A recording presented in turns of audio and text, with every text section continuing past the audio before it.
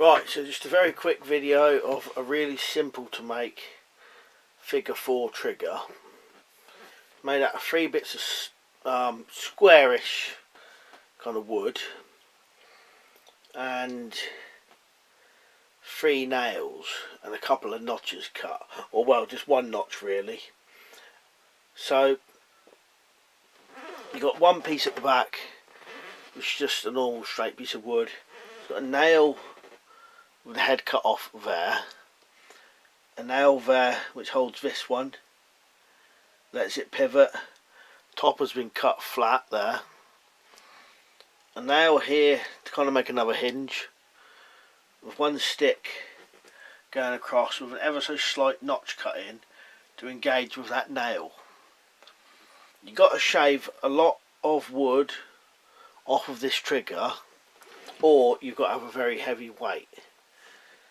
Because it falls directly down, it needs a lot of weight to kind of hold it there, but it means it goes off really easily, and it kind of goes off in a natural position down, rather than some of these figure 4s what you see that you've got to be pushed sideways or whatever. So I'll show you a close-up of that in a minute, but I'll just set it off and show you that it kind of all flips away. Even though this is all together, this flips out the way really good.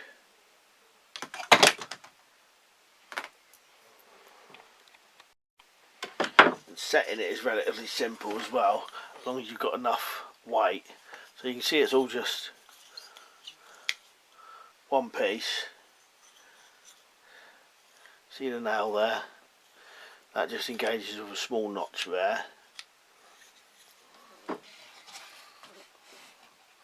As long as you've got enough weight on it.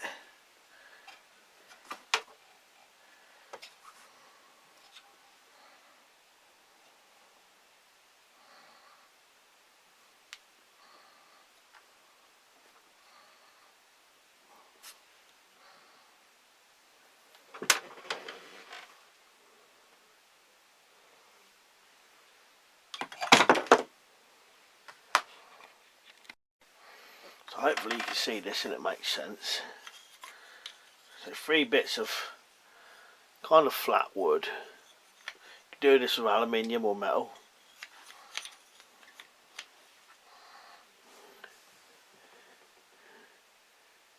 You notice there's a bit of a gap there. It doesn't matter, as long as the nail's strong enough to hold it.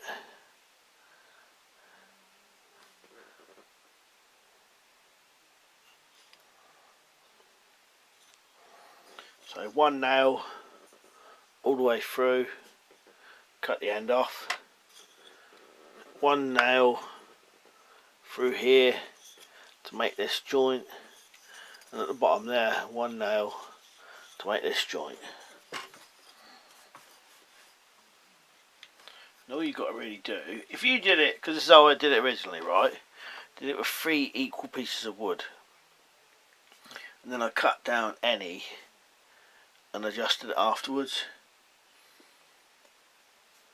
This one was obviously longer and this one was longer, and what I did, I cut this one down, so you know this doesn't have to do this, but I cut this one down so that it will actually pass the nail there, because if it doesn't pass the nail it can sit like that. That doesn't matter, it should still fall away, but just in case I did it so that will pass. And then to make this, to make sure this side worked, I held it in this position, let it go, and then see if it would actually pass around.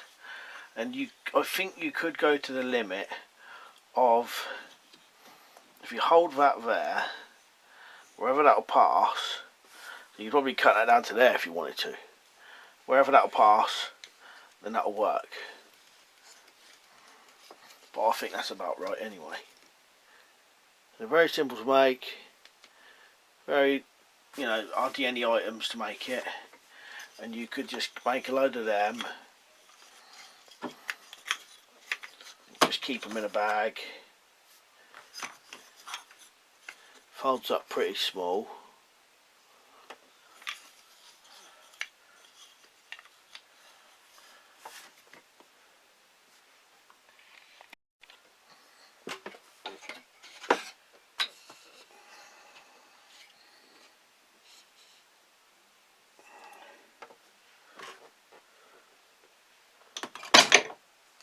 Right, anyway, cheers for watching.